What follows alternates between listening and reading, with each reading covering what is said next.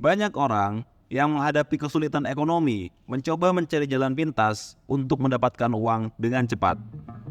Dan judi online seringkali dianggap sebagai solusi cepat untuk masalah keuangan mereka. Hai semuanya, selamat datang di Decentia Channel. Hari ini kita akan membahas sebuah topik yang sangat hangat di Indonesia, yaitu tentang judi online. Mengapa judi online makin menjamur di Indonesia? Judi online semakin menjamur di Indonesia karena beberapa faktor yang saling berkaitan, antara lain. Pertama, akses internet yang meningkat. Penyebaran internet yang semakin luas dan peningkatan aksesibilitasnya membuat judi online lebih mudah diakses oleh berbagai kalangan masyarakat. Peningkatan penggunaan smartphone juga mempermudah orang untuk mengakses situs judi online kapan saja dan di mana saja. Yang kedua, kesulitan ekonomi. Banyak orang yang menghadapi kesulitan ekonomi mencoba mencari jalan pintas untuk mendapatkan uang dengan cepat. Dan judi online seringkali dianggap sebagai solusi cepat untuk masalah keuangan mereka. Pandemi COVID-19 juga memperburuk kondisi ekonomi banyak orang, sehingga mereka lebih rentan mencari alternatif pendapatan seperti berjudi online. Yang ketiga, kemudahan akses dan anonimitas. Situs judi online menawarkan kemudahan akses tanpa harus pergi ke tempat perjudian fisik.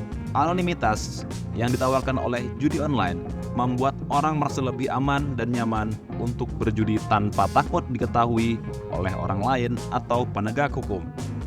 Yang keempat, promosi dan iklan yang gencar. Operator judi online seringkali menggunakan strategi pemasaran agresif, termasuk iklan di media sosial, website, dan aplikasi untuk menarik lebih banyak pemain. Tawaran bonus, hadiah, dan promosi lainnya juga menarik minat banyak orang untuk mencoba judi online. Yang kelima, kurangnya penegakan hukum yang efektif. Penegakan hukum terhadap judi online seringkali kurang efektif. Meskipun ada upaya untuk memblokir situs-situs judi, operator judi online terus mencari cara baru untuk menghindari blokir tersebut. Hukum yang ada mungkin tidak cukup kuat atau tidak diterapkan dengan konsisten untuk menangani judi online. Yang keenam, perubahan gaya hidup dan kultural. Perubahan gaya hidup dan pengaruh budaya asing juga berperan dalam meningkatnya minat terhadap judi online. Orang lebih cenderung mencoba hal-hal baru yang tren, termasuk judi online. Kurangnya edukasi dan kesadaran. Banyak orang yang tidak menyadari risiko dan dampak negatif dari berjudi, terutama judi online. Kurangnya edukasi tentang bahaya judi dan cara-cara untuk menghindarinya membuat banyak orang terjebak dalam praktik ini. Untuk mengatasi masalah ini, diperlukan upaya dan terkoordinasi dari berbagai pihak, termasuk pemerintah, penegak hukum, dan masyarakat itu sendiri.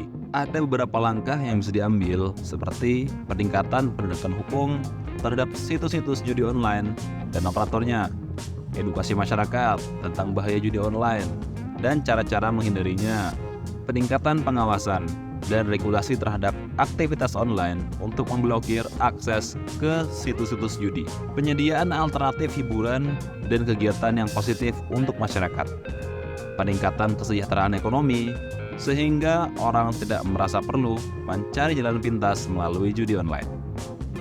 Cara mencegah Gen Z agar tidak terjebak judi online. Mencegah generasi Gen Z agar tidak terjebak dalam judi online memerlukan pendekatan yang komprehensif dan berkelanjutan. Ada beberapa langkah yang efektif. Yang pertama, edukasi dan kesadaran. Integrasi dalam kurikulum sekolah, sertakan materi tentang resiko dan dampak negatif judi online dalam pelajaran sekolah, seperti pendidikan kewarganegaraan, TI atau teknologi informasi, dan mata pelajaran agama. Program edukasi masyarakat, adakan seminar, workshop, dan kampanye yang melibatkan orang tua, guru, dan siswa untuk meningkatkan kesadaran tentang bahaya judi online. Yang kedua, penguatan peran keluarga. Orang tua dan anak harus berkomunikasi secara terbuka tentang resiko judi online dan pentingnya menghindari aktivitas tersebut. Orang tua juga harus memantau aktivitas online anak-anak mereka dan memberikan dukungan serta arahan yang tepat. Yang ketiga, peningkatan literasi digital. Ajarkan Gen Z tentang cara mengenali dan menghindari situs-situs dan aplikasi judi online, serta pentingnya menjaga keamanan dan privasi online. Beritahu mereka tentang berbagai bentuk penipuan online dan bagaimana mengidentifikasinya. Yang keempat, alternatif positif. Dorong partisipasi dalam kegiatan ekstrakurikuler, olahraga, seni, dan hobi yang dapat memberikan kesenangan dan pencapaian positif. Libatkan mereka dalam kegiatan komunitas dan kerja sukarela yang dapat memberikan rasa tujuan dan kepuasan. Yang kelima, penegakan hukum dan kebijakan. Pemerintah harus memperketat regulasi dan penegakan hukum terhadap situs-situs judi online serta operatornya.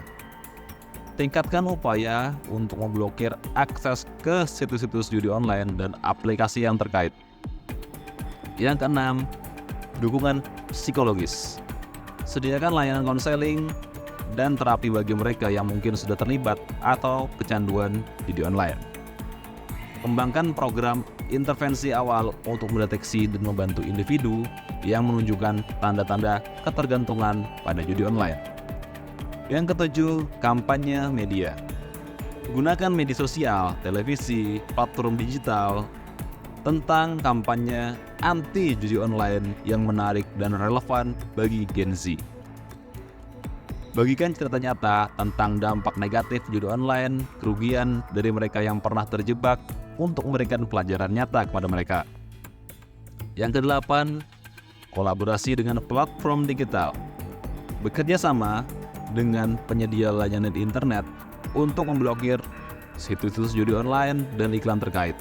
Dorong penggunaan fitur parental control pada perangkat digital untuk membatasi akses ke konten perjudian.